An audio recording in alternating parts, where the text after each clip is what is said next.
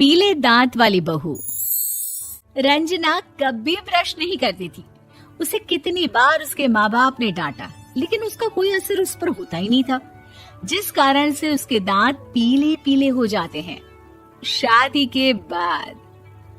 अरे बहू, वैसे तो तुझ में कोई कमी नहीं है, पर तेरे दांत इतने पीले कैसे हैं बेटा? कैसे मतलब? कोई सर्जरी थोड़ी ना कराइए। वो तो क्या नाम, मैं ब्रश नहीं करती थी तो पीले हो गए। अब क्या करूं? आप कहें तो लाल करवा लूं या फिर काले? यार ये क्या है, क्यों माँ से लड़ रही हो? लड़ रही हूँ? अरे मैं लड़ रही हूँ या ये बोल रही है कि दांत पीले हैं, पीले। अरे तपस्या थोड़ी ना की है इन्हें पीले करने के लिए। बकायदा ब्रश नहीं किया है 20 साल तक, तब जाकर। छी, कैसी बात कर रही हो? ये उस वक्त तो पीले नहीं थे जब हम लोग तुम्हें देखने आए थे। अरे तब साफ करवा लिया होगा डेंटिस्ट के पास जाकर। अब देखो कैसे पीले पीले लग रहे हैं। रंजना सास की तरफ गुस्से से देखती है। फिर शुरू हो गई पीले पीले पीले। अरे पीले तो तब भी थे जब मेरे हाथ का रसगुल्ला उड़ा उड़ा कर खा रही थी और बोल रही थी, लड़की नहीं गुणों का खजाना दे रहे भाई साहब आप। खैर, अब वो लोग करते भी तो क्या करते, पीले दांत वाली बहू पल्ले पड़ी थी तो झेलना तो था ही। एक दिन कीर्तन में रंजना गाना गा रही थी। अरे कमला बहन, माँ का द्वार है, यहाँ तो सब शुद्ध होकर आते हैं, फिर अपनी बहू को ब्रश भी नहीं करवाती तुम। दूर से पीले पीले दांत भक्ति में बाधा उत्पन्न कर रहे हैं। अरे कोई 2 साल के बच्चे थोड़ी ना लेकर आई हूँ मैं बहू बनाकर। अच्छी खासी लड़की है, अरे कैसे करवाऊं ब्रश? ये तो उसे खुद करना चाहिए ना।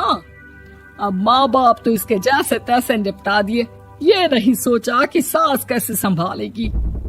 सास बहू को लेकर घर आ जाती है, लेकिन सोच लेती है कि अब इसे लेकर कहीं नहीं जाएगी। अगले रोज बहू कहती है, अरे क्या हो गया, मंदिर नहीं जाना क्या? कीर्तन का वक्त हो रहा है। मेरी मधुर वाणी से कान्हा जी जागते हैं और सोते हैं। आप तो जानती है ना उनकी भक्ति में कितना मन लगता है मेरा। वो क्या है ना, तबीयत ठीक नहीं लग रही है मेरी, आराम करूंगी मैं। तबीयत ठीक नहीं लग रही? अभी तो मिथुन के गाने पर नाच रही थी आप, और अब बोल रही है कि तबीयत ठीक नहीं लग रही।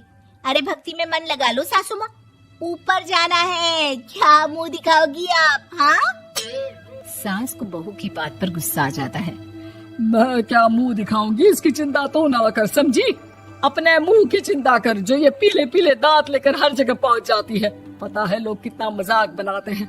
ना जी ना, मैं नहीं जाना कहीं तेरे साथ। तो ये बात है।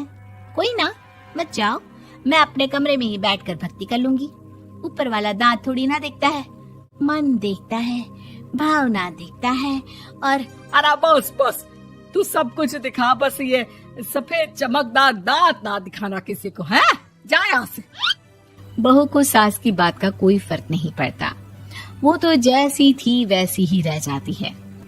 सुबह नहाकर किचन में खाना बनाना, फिर खाना खाना, कीर्तन भजन करना और सो जाना। एक दिन, माँ जी मैं सहेली के घर जा रही हूँ, शाम को लेट आऊंगी। हाँ हाँ तो जाना, मैंने कौन सा तेरी आरती करनी है घर पर बैठकर। रंजना सहेली के घर जाती है, जहाँ वो पार्टी में जाने की तैयारी कर रही होती है। अरे शिखा, कहाँ जाने की तैयारी कर रही है? मैं गलत वक्त पर आ गई क्या? अरे नहीं यार, उल्टा सही वक्त पर आ गया। मैंने ये साड़ी और ज्वेलरी निकाली है यार, शाम को इनके ऑफिस की एक पार्टी में जाना है। बताना कैसा लग रहा है ये सब? नहीं यार, इस ड्रेस के साथ तो वो वाली ज्वेलरी अच्छी लगेगी। हाँ हाँ सही बोल रही है, मैंने ध्यान ही नहीं दिया। वैसे तो हमेशा से मस्त फैशन सेंस रखती है। तो बड़ा जाती होगी ना पति के साथ पार्टी में। रंजना कुछ नहीं बोलती, बस सोचती है कि यार काश ये बात सही हो जाती, पर मैं क्यों नहीं जाती पार्टी में? क्या इन लोगों की कोई पार्टी होती नहीं होगी? रंजना घर आती है और रात में पति से सवाल करती है, एक बात बताइए, आप मुझे किसी पार्टी में क्यों नहीं ले जाते? क्या आपके यहाँ ऑफिस में पार्टी नहीं होती? पति बेचारा क्या कहता कि दांत पीले हैं तुम्हारे इसलिए। अरे कोई पार्टी होती नहीं हम लोगों के ऑफिस में, तो कहाँ से लेकर जाऊं? और मार्केट, मॉल, कहीं वीकेंड घूमना, कहीं तो। अरे यार सारे हफ्ते में एक छुट्टी मिलती है, तो सोचता हूँ कि आराम ही कर लूं। क्यों? रंजना मन मार के रह जाती है। पहले कभी सास के साथ मंदिर जाया करती थी, लेकिन वो भी सास ने ले जाना बंद कर दिया। घर बैठी बैठी रंजना बोर हो जाती है। तभी उसे आइडिया आता है और वो मायके जाने का सोचती है। सासू माँ, 2 दिनों के लिए मम्मी के घर जा रही हूँ। अच्छा ठीक है, आराम से जा।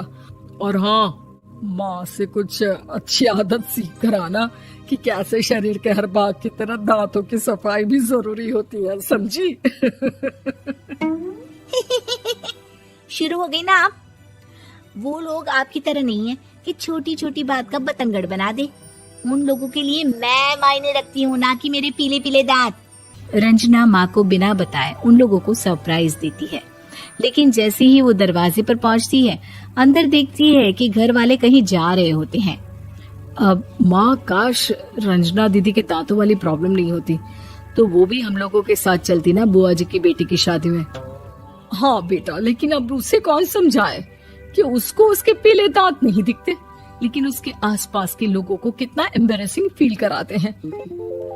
मुझे तो कितनी बार उसके स्कूल की टीचर ने शिकायत की कि उसके साथ कोई लड़की बैठना भी नहीं चाहती, और ना ही कॉलेज में कोई उससे बात करना चाहता था। लेकिन पता नहीं क्यों उसे ये बात समझ में ही नहीं आती। कोई कमी नहीं है उस लड़की में, बस यही कि दांत पीले हैं। वो तो भला हो जीजाजी और उनकी माँ का, जो दीदी को जैसी है वैसे ही रखा हुआ है। रंजना को अपने घर वालों की बात सुनकर बहुत दुख होता है। वो सोचती है कि वो क्या करे, लेकिन फिर वो सीधा डेंटिस्ट के पास जाती है, अपने दांत चमकाती है और कसम खाती है कि वो रोज ब्रश करेगी। अरे क्या हो गया? तुम तो 2 दिनों के लिए गई थी ना, पर कोई ना, अच्छा है, चलो आ गई तो। रंजना सास के सामने आकर खड़ी हो जाती है और पूरी स्माइल करती है, उसके चमकदार दांतों को दिखाती हुई। चले मंदिर। माँ, मुझे माफ कर दीजिए, मैंने आप लोगों को बहुत एम्बैरेसिंग फील करवाया। मैं आज से रोज ब्रश करूंगी।